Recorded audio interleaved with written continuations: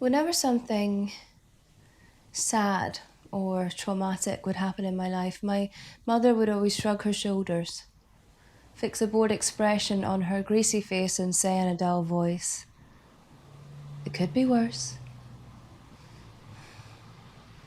I've long lived for the day when I could whisper in response. I'd like to challenge that theory on this occasion. I'd like to challenge that theory on this occasion. I'd fantasize about the moment when I would announce to the world that I'm living through such a shit show it would shut even my mother up. In this fantasy, I'm also wearing leather pants and have rock solid abs. I mean, my world might be falling apart, but I'd still look sick. Naturally, whenever such a colossal moment finally did happen, there was no lip gloss, no abs, and no Buffy-style outfit either. Most importantly, I've no way of rubbing my fresh sorrow in my mother's face. She's lying cold and dead and smelly, approximately 444 miles away from me.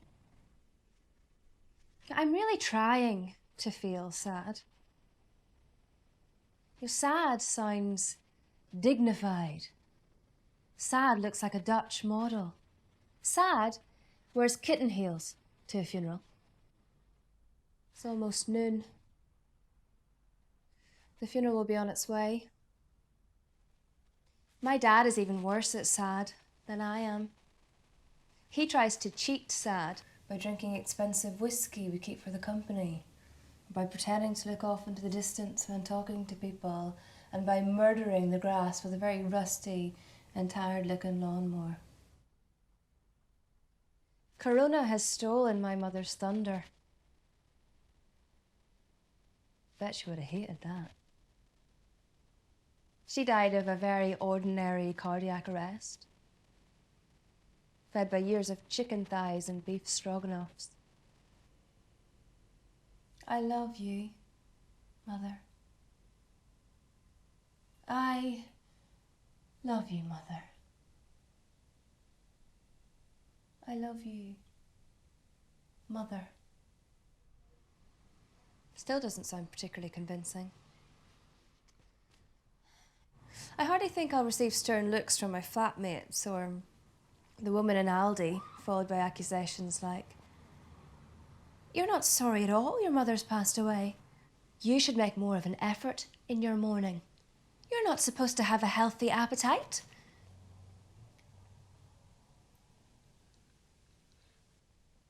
My mother had this stubbornness not to dwell on things.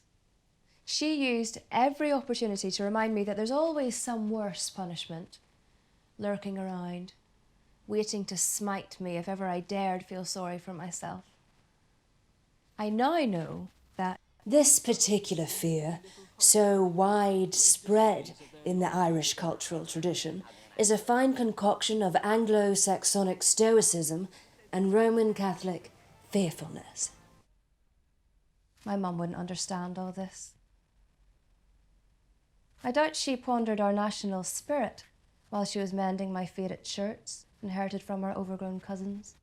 Och, darling, it can always be worse. Can it?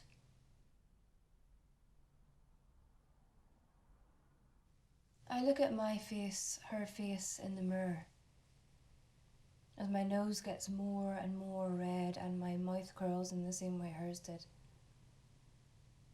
Her features that I tried to erase with cheap plastic surgery and years of avoiding carbohydrates are staring back at me in the mirror.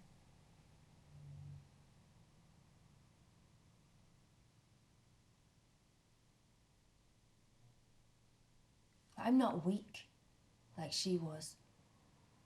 I'm not going to wait around for some man to tell me what to do. I'm not going to imitate her pathetic, stupid attempt in living.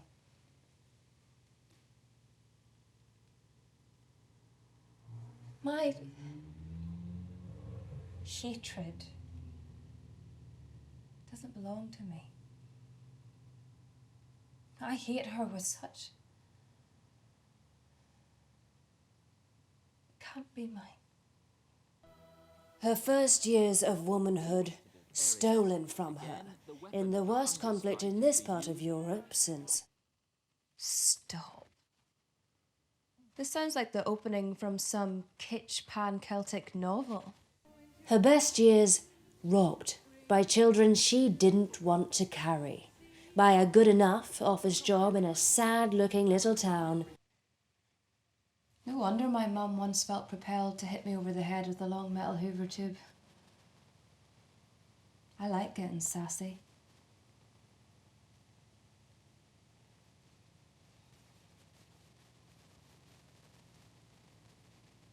I feel a high note of shame burning in my throat. It feels like my head is going to split open.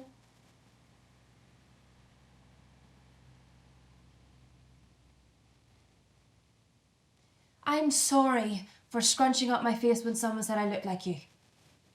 I'm sorry. I thought I had to be loud and aggressive and macho and really downright rude to be strong. I'm sorry. I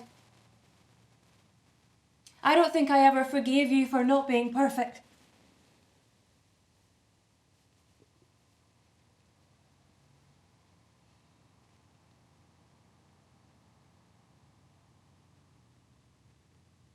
I don't know who that last one was for. Me or her. I try to think of a sardonic afterthought. I'm really good at those. I've practiced this squinting, smouldering look with pursed lips while delivering them. Usually with a glass of Merlot in my hand.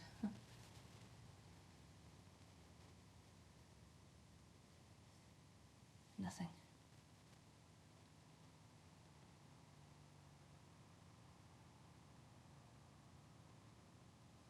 My cheap linoleum floor is earth. Is her last stop. Is her goodbye.